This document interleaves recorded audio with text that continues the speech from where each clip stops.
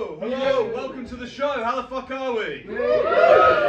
Listen, my name is Jacob Hatton, and what I thought to warm up my good friend Richard Stott is I'm going to talk to you for 10 minutes about a legal dispute I'm currently in, and that'll get you warmed up as fuck. It's going to make you feel real good about yourself. You're going to really get real excited. It's a story, it's about 10 minutes long, it's 90% true. Right, so, my name is Jacob Hatton. I am legally trained, by the way. I used to work for years and years in the corporate world. That was my thing. Worked for years in the corporate world. I was a senior manager in the financial services, and I hated it, by the way. I really hated it. And then last year I lost my job. Now the problem is, whatever you do, like even if you really hated it, it still imprints on you mentally at some level. The way I know this is in the month after losing my job in the corporate world, I just couldn't stop eating kebabs. By the way, I don't even like kebabs. It was just to go somewhere where someone was going to call me boss. You know? I fucking needed it. You know? I needed it in my life. Oh, Jacob, you need a new job. No, you need therapy. No, you need purpose. No, I needed Mahmoud from Abracadabra Croydon to say to me, would you like salad with that? Boss. Feels good. Feels good! Undeniably good. It's a lie, obviously. You're not the boss. You know you're not the boss. It's a good lie, though. It's a white lie. The kebab people, they're beautiful people. They lie to you all the time. You know what meat's in this kebab? That's a lie, you know? Is this the best kebabish? That's a lie, you know? Here's a lie you're told every single day by them, you know? Which Hollywood celebrity has visited this kebab place, such as we might have a picture of him on our wall? Matthew McConaughey, man. Come on, that's Sydenham. Actually, that was true. That was fucking weird, but... listen. People look at me a lot, by the way, and they say, that man knows a lot about the Roman Empire. And I get it, man, I get it. Okay, firstly, give me some credit. It's the Greeks and Vietnam that are my special interests, actually, so just keep that to yourself. This will sum me up. I am kind of geeky, right? Like, this will sum me up. When I was 22, I went on a, lads pulling holiday to Magaluf. And I'm proud to say, Camden Comedy Club, during that holiday, I got into 3 sexy museums. I learned loads about the Bronze Age collapse. It's really interesting, actually. I still pulled loads, obviously, I'm incredibly handsome. But, what the fuck are you talking about?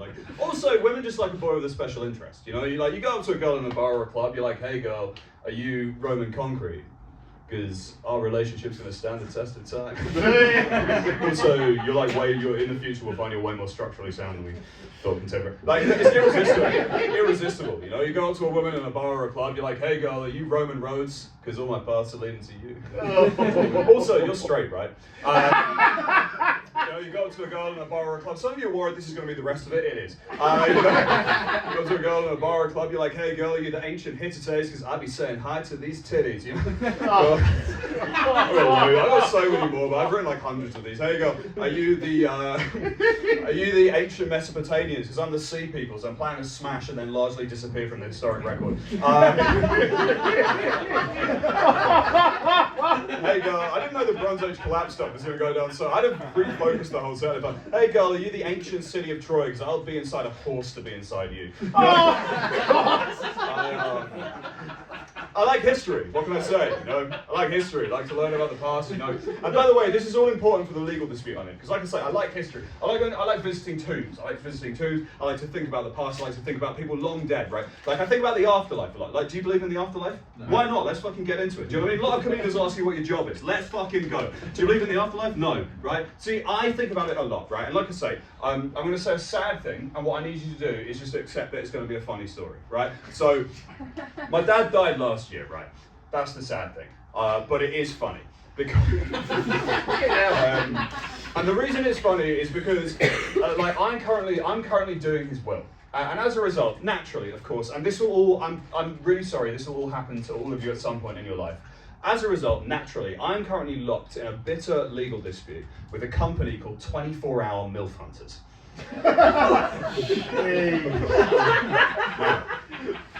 If you're not aware of the oeuvre of 24-Hour MILF Hunters, they're a web-based service that allow you the opportunity to hunt MILFs for 24 hours a day. Now, 24-Hour MILF Hunters believe that the estate of my late father owes them £5,000. They believe that. They believe that because they attempted to take £5,000 from his bank account, and I had closed his account on the basis that amongst many things, but perhaps most importantly, he was at that time physically, psychologically, and some would argue spiritually unable to hunt MILFs for 24 hours a day. On that basis, my thoughts were that no service had been rendered and therefore no money was owed. Now, 24-hour MILF hunters, lawyers wrote to me, and they said, we believe different. Now, I know it's by the way, I know it's a real legal threat, because like I say, I am legally trained, and at the bottom of the letter, instead of signing who had written the letter, they had simply written the word lawyers. So I knew I was in with the big dogs. I knew I was really playing like in suits, you know. They claim that 24-hour MILF hunters offers the opportunity but not obligation to hunt MILFs for 24 hours a day. And on that basis, the money is owed. To which I replied, do you believe in the afterlife? That is the only possible basis under which any money could have been owed. In which case, honestly, number one, change your name. It's MILF Hunters, not MILF Haunters. I was so much prouder writing that to them, to lawyers, than I am telling you, by the way. I'm telling you that for free. And if they are, you know what? Like, if that is true, right? If Peter really is, if Pete Hatton really is up there hunting MILFs in heaven, absolutely fair play to the boy. Do you know what I mean? Like, they say hot MILFs are in your area. They do not, and in fairness to them, they do not stipulate which astral plane. You know, death is but a veil behind which all of our past. Look.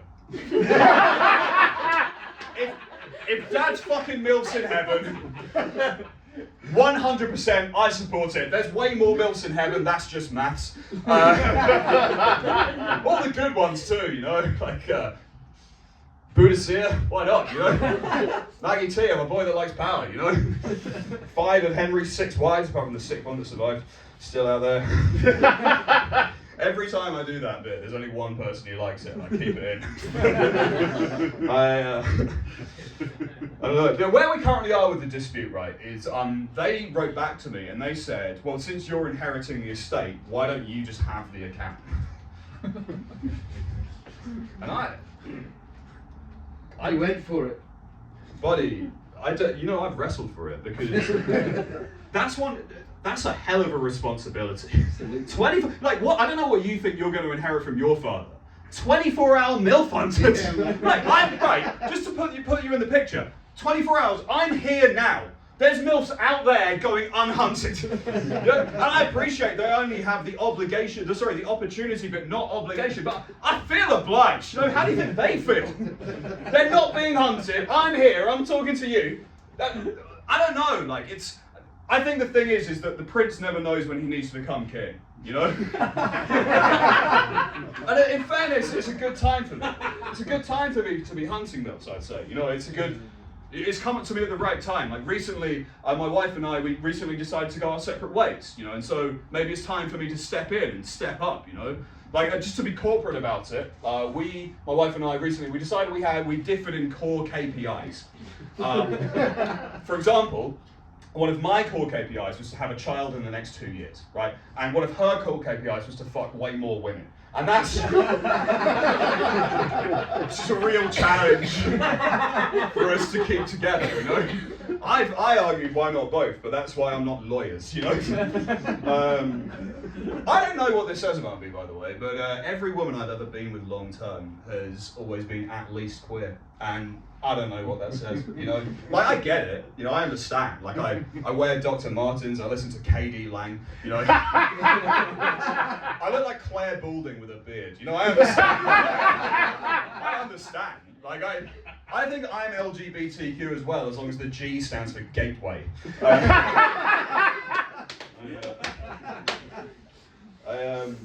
it's been a while, you know, I'm on the prowl again, you know, I'm hunting, you know, and like I'm on the, like, it's a lot's changed. It's been 10 years, a lot's changed. Like, number one, they don't like you calling it on the prowl anymore. That's a new thing. Also, it's like the world's changed, you know. I think also, like, originally, like, I didn't really do anything about it at first. At first, I didn't really do anything. I didn't really take any action. Like, at first, I would say I was sexually available, but in the same way that watching Channel 5 is available to you. You know, like it's there, but you're doing nothing to make anyone want to indulge, you know. But Also, initially, I would say, and I've actually never said this to anyone before, and I think why not say it and then just bring Richard on. Initially, the kind of people that I would say you give off a certain vibe at the start when you come out of a big longing, right? And the vibe attracts a specific kind of person, and those people are bad for you. And the way I'll explain this is when I was originally with my wife, right, because she was bisexual, sometimes women would ask to flirt. And that was really flattering and really nice. I remember once someone came up to me after an Edinburgh show and she said, you know, you're cute, funny, your wife's gorgeous, would you be interested in flirting? Now, the reason that I turned her down is because she did it by email and she did it by Hotmail. And I was like, man, if you can't flirt, if you haven't at least upgraded to Gmail, I fuck you, I go on a register or something, right? Come through on that Yahoo account at least, please. But since then, since I broke up with my wife, 2 couples have asked whether I would third them. And I was flattered for about 5 seconds, and then I realised why. And I know why. I know why I was proposed, and I know why I was accepted, right? And I was proposed because the wife knows that in my current mental state, I will go down on her like a wounded hyena at a watering hole. You know? Just lapping it all in whilst the crocodiles circle. But the husband knows I'm far too mentally febrile to be a threat long term. Yeah. That was a really encouraging yeah, and you get better actually. That's well, listen, I'd like to carry on talking to you, but you've been really nice. I hope you're all warmed up for Richard, and also I do have to leave because, like I say, I am hunting Mills 24 hours. I'm on the clock, so please welcome to the stage the wonderful, the brilliant Richard Stubbs.